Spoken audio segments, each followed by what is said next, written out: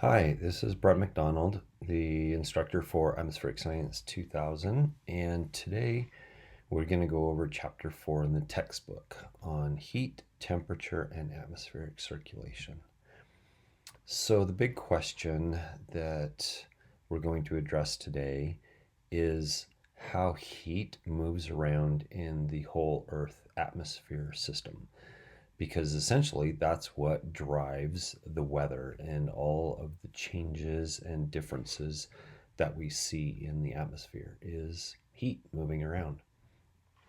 So, a little case in point that the chapter illustrates is Death Valley, how it's one of the hottest places on Earth, um, and also one of the driest, but not always the driest. Pretty impressive records that you can read here, and there's a lot of factors that go into it. You can look at the more of the numbers here on climatology of Death Valley. Um, Sounds like a pretty interesting place to check out, I think. Um, so let's move on. All right. So when we talk about heat in the atmosphere, there's a bunch of different ways that we refer to it.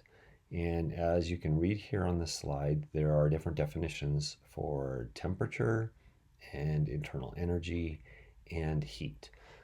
So, temperature, again, is just some way of measuring that kinetic energy of a substance. And we do that through obviously a scale or some sort.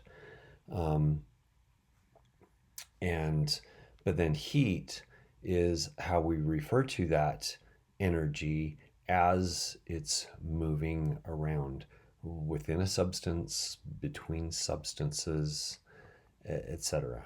Um, and as you'll learn, there are different, um, I'm going to say it, not scales, but different ways of expressing temperature and heat and energy. And we'll look at a couple of those. All right, so getting to temperature, how do we measure it? And you're probably very familiar, obviously, with the Fahrenheit scale. An easy way to look at that actually is with what we call the Kelvin scale, which is what the little thermometer on the left, where when the energy of a substance is completely and absolutely zero, not moving, whatever, then the Kelvin scale is zero. We call that absolute zero. And to put that into perspective, that's like negative 273 Celsius or negative 459 Fahrenheit. We're talking, what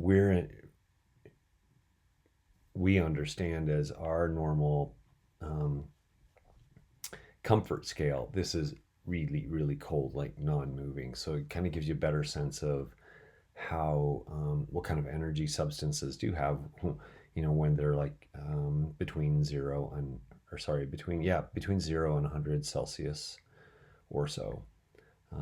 So a lot of things in meteorology are uh, kept track of or understood in terms of either Kelvin or Celsius. Fahrenheit is just another way that, especially here in America, we reference those. And when you need to do scale changes, you can look down here at this little diagram on the bottom and see that it's pretty easy to see how these different scales are related to each other.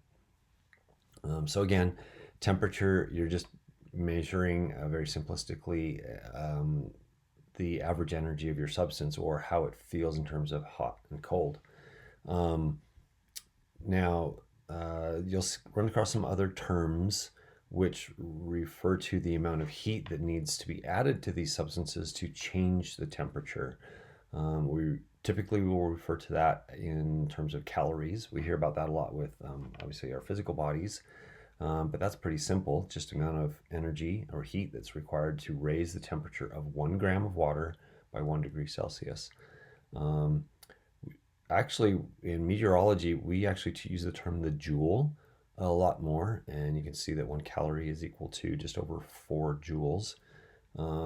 That's referred to when we're looking at how um, much heat is needed to, say, a volume of air in order to get it to rise in the atmosphere. And then I know in physics and in chemistry, BTUs is also used, probably a lot in engineering as well. So how do we measure those things? Well, the easiest is with some sort of a thermometer. Nowadays, we can sometimes look at some type of a liquid in glass thermometer, although that's becoming even more rare. Typically, you're going to be using some type of an electronic thermometer to be able to display temperature. And again, typically even of air. I don't know that it covers it here, but one thing, if you do have a thermometer and you want to get accurate readings, you need to sight them properly. One of the biggest problems that people have when they put thermometers in places is that they put them where the sun will shine directly on them, and that can give the impact of the sun hitting it, but it doesn't give you an accurate representation of what the air around you is like. So most of the time, if you have a thermometer and you want to place it somewhere where you get an understanding of what the temperature is of the air, say outside or even inside, do it where the sun does not hit it. Big thing. There's some other types of thermometers that are illustrated in the chapter, and especially how they're recorded. This is a cool picture of a covering or an enclosure that the thermometers have at some of the ASOS sites.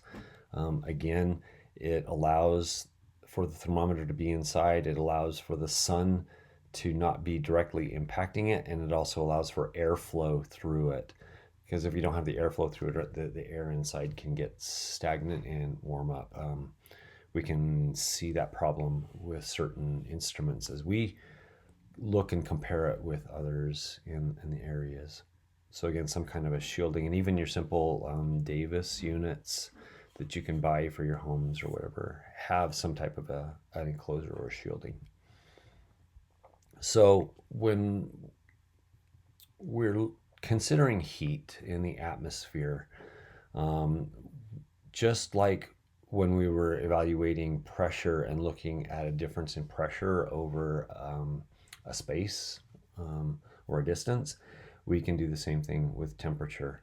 And the really nice thing here is that in general, a lot of heat flow goes by the second law of thermodynamics. Heat flow tends to flow from warmer areas toward colder areas. And again, the main key here is the whole point is that the atmosphere is trying to balance itself. So just like with pressure, it does the same thing with temperature. It's trying to find some kind of equilibrium or a balance. All the crazy weather or interesting weather that you see is just the atmosphere trying to find some sort of balance. And we'll look at some examples later on in this chapter. So how is heat typically obtained in the atmosphere? Well, generally all of it comes from the sun. And so you get energy from the sun, and it comes in and impacts the atmosphere in a variety of ways. And we'll look at the different methods that the energy of the sun impacts the earth and moves around in the earth atmosphere system. So one way that we consider heat moving around is through conduction. Again, this is either within a same material or between two materials that are next to each other.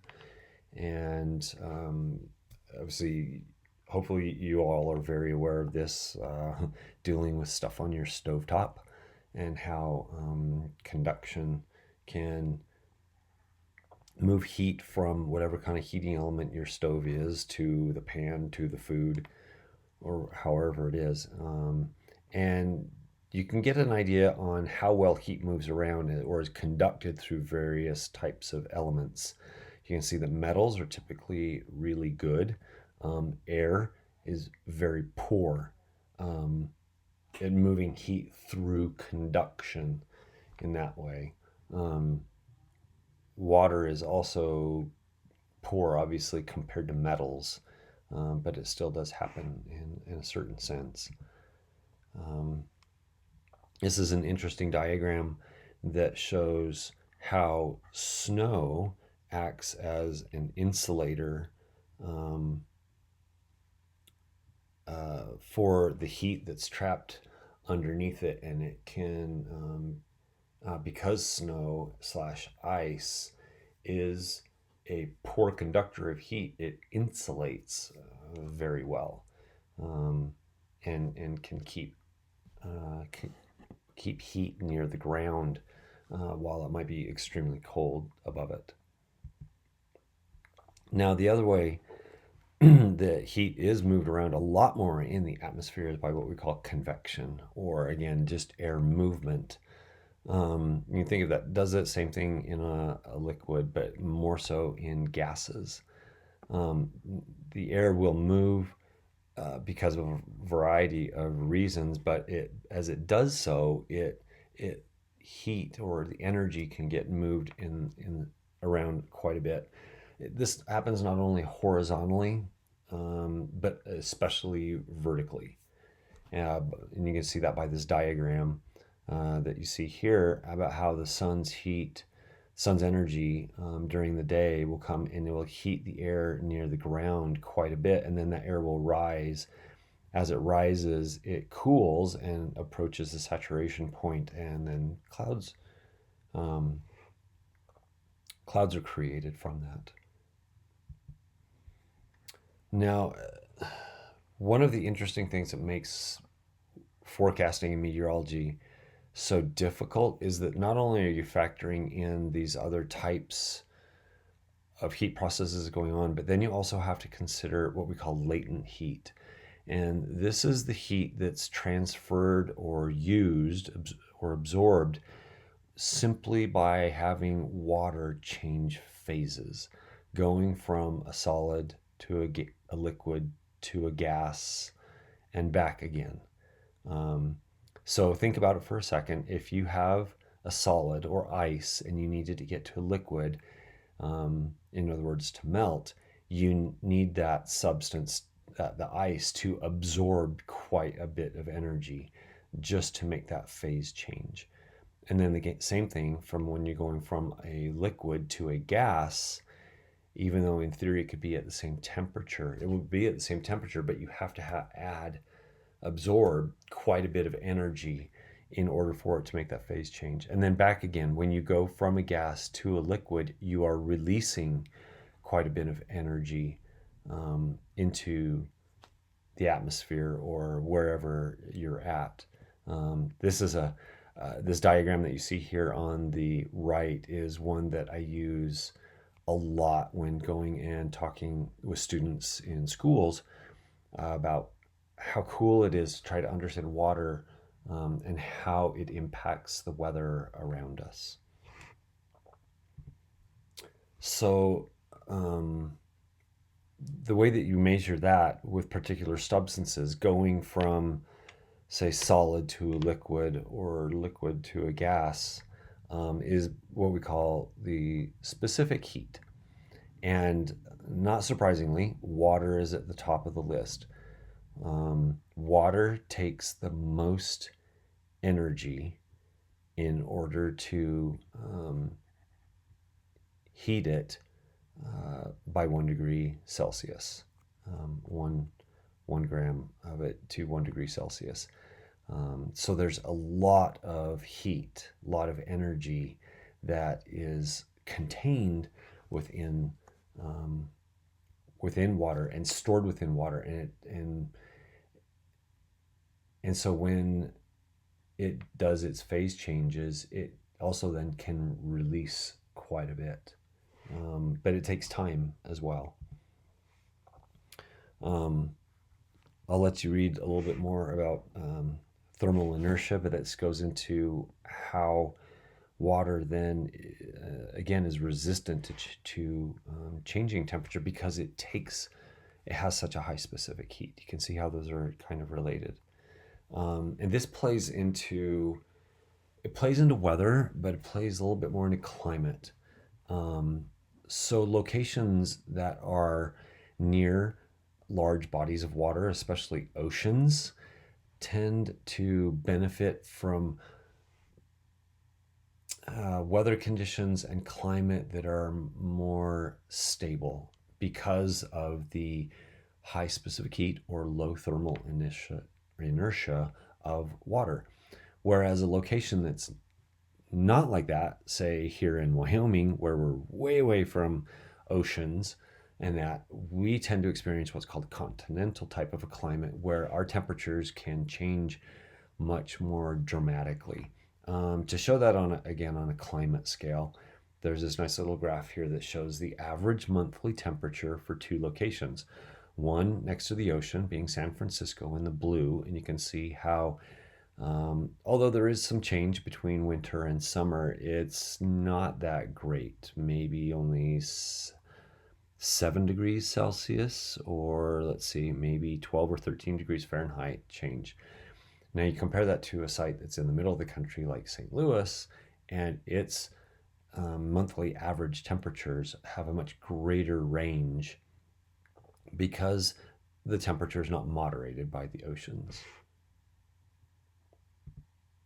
All right, so let's get a little bit back into how this sun's energy moves around in the earth. So again, think about it at the surface of the earth. You're absorbing solar radiation. You are actually absorbing more, typically absorbing more than you're giving off. And the atmosphere, on the other hand, is emitting more radiation than it is absorbing. And so as you can read down here at the end, as a result, the surface goes through a net heating, whereas the atmosphere goes through a net cooling. And then remember what I talked about at the beginning, how the atmosphere is just trying to find this balance in everything.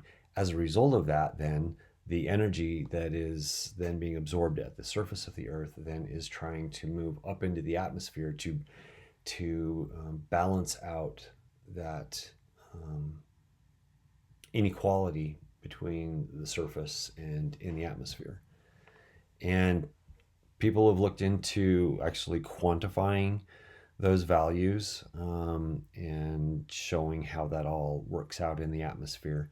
It's a great little diagram to go through. So like you assume that like 100 units of incoming solar radiation, well, how much of that is scattered or reflected by clouds, how much is absorbed by the atmosphere, how much actually gets to the surface of the earth and reflected by different things. What then does the earth give off and emit back into space through IR radiation, infrared radiation? There's so many different factors that go into the movement of energy in the Earth system. But again, it's generally balanced. That's what the atmosphere's purpose is for, and everything that it does. I'm going to skip over this little more quantifiable table here showing these things. And this one goes back to what we talked about before, the difference between what we call latent heating or the phase changes of water vapor, comparing that with also what's called sensible heating, which is, think of that as more like your convection of air just moving around. You can see by the diagram here that there's a lot more energy that is transferred through latent heating than there is through sensible heating. This is something that we talked about before. Again, the heat that goes with the phase changes of water. Now, you may have remembered from the diagram we saw before, and don't be surprised, that there are situations where you can go directly from a solid to a gas. So with water, that's called sublimation. And then there's other situations where you go directly from gas to a solid, bypassing the liquid phase, and that's called deposition. And so there's some specific latent heating terms that are referenced here for that. It takes a lot of energy to do those things, but it does happen, and we see that happen. So as heating moves around, we can visualize that throughout the day. Say you wake up in the morning and it's fairly clear skies, not a lot going on, but as the day goes on, you start to see cumulus clouds developing. Well, as the heating continues throughout the day, and you start, say, getting sensible heating combined with latent heating with the moisture, then you get your cumulus clouds developing more into thunderstorms. The textbook chapter references the Bowen ratio. I have to honestly say I do not remember going over the Bowen ratio at all when I was in school. So we're going to skip this. And we're going to skip this again. All right, here is a diagram I have seen before. And this is showing how, because the Earth is spherical and it moves, you get different heating. You get unequal heating based upon your latitude. So think of this as zero here is the equator, and then going up to the North Pole on the left and to the South Pole on the right. And so, as you might assume, the equator is, it gets the bulk of the sun's radiation, the solar radiation. And so it has, in effect, a surplus of heat. And the atmosphere is saying, I've got way too much heat. What do I do with it? Well, everything that the atmosphere is going to do is going to try to shift that heat toward the poles, because they are again, so far north and south on this spherical Earth that we live on, they actually have a deficit in heat, meaning they're too cold. And so everything that the atmosphere is doing as it circulates is trying to distribute the heat around. Again, that happens through air masses moving, storm systems developing, and even ocean currents. Again, try to get the heat moving from the tropics to the poles. So in meteorology, we obviously think a lot more about with air masses moving around, and how these different very large scale masses of air that have similar properties move around and interact with one another. They don't stay the same. They can get modified depending upon areas that they move over, whether it be land or ocean or whatever might be happening.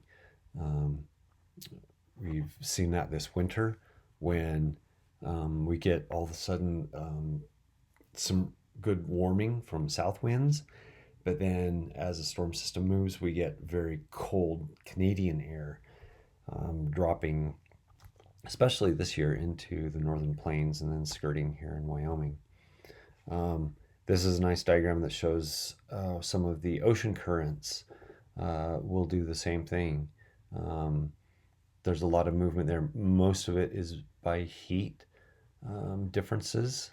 If you've ever been to the southeast, you've known about the Gulf current as it moves up past Florida and off the Carolinas, bringing warmer waters up there.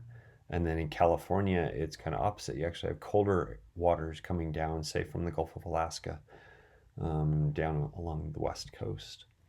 Some of the currents in the ocean are also driven by density differences that are a result of different salinity levels, which is kind of interesting to think about. Now, as I mentioned in the beginning, I kind of got ahead of myself. So what really is weather? Well, weather is just simply the changes that occur in the atmosphere because of the imbalance of heating and cooling, which causes temperature gradients, which cause pressure gradients or differences, which results in wind and precipitation and clouds and all these different kinds of things that happen. So it's just a massive, as it mentions here, it's a massive cause and effect chain which just continues and keeps continuing, all again in order to try to bring some sort of a balance to the heat imbalance that's on the earth right now. So there's things that obviously control how much heat is in certain areas. Here in Wyoming, during February, when I'm narrating this, we've passed winter solstice and sun's starting to come back, but it's still during the cool time of the year. But that makes a difference, as you obviously are very well aware. Time of day, time of year makes a difference. There's other cloud cover makes a difference. Whether you're going to get that sun during the day, or whether it's going to trap heat in at night. All kinds of things occur, which affect air temperature. Again, this is another really cool comparison of some global places.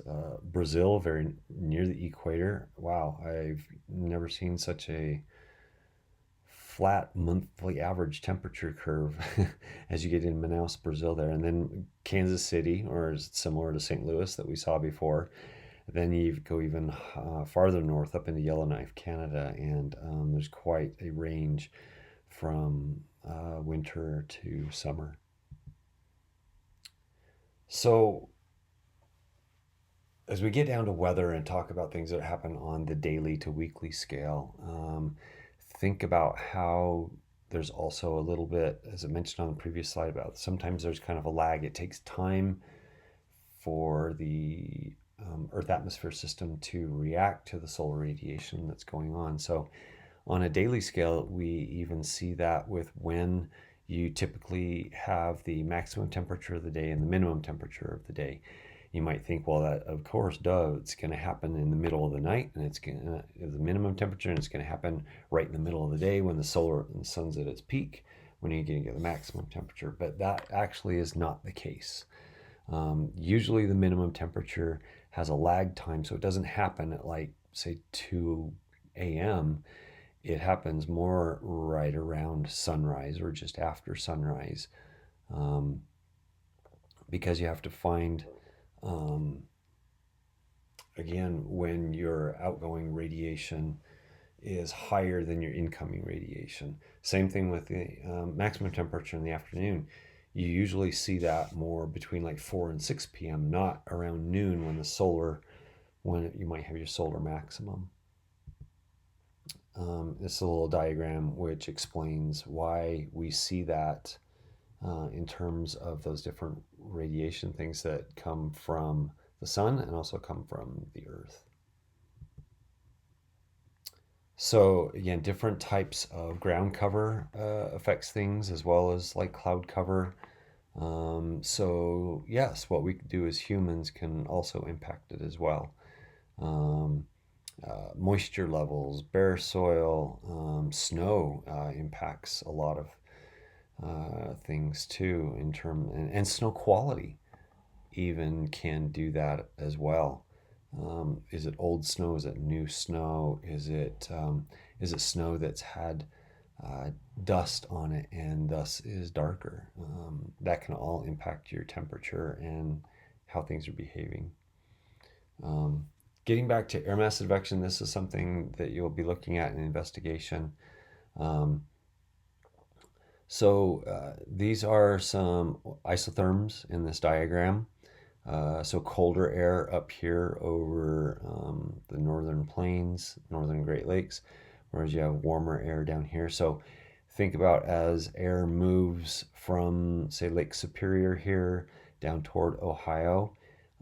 If the wind is blowing this direction, you've got cold air advection going on. Whereas if you have air moving from the Central Plains toward the Great Lakes, again, you have warmer air down here. We call that warm air advection. Other things that can impact your temperatures, well, as we mentioned, just the surface characteristics, concrete and buildings. You can get urban heat islands develop, and they can make things much, much warmer than the surrounding areas might be. And we can see that in our observations. Why don't you just read this and move on. Here's a cool example of Washington, D.C. Wow, they used 75,000 temperature measurements around Washington, D.C. and Baltimore to try to measure the urban heat island effect around there. And you can really see how temperature was very much impacted by what you can see in terms of where the building was. But when you allow green space and trees and open areas, it's cooler in those areas as compared to the others.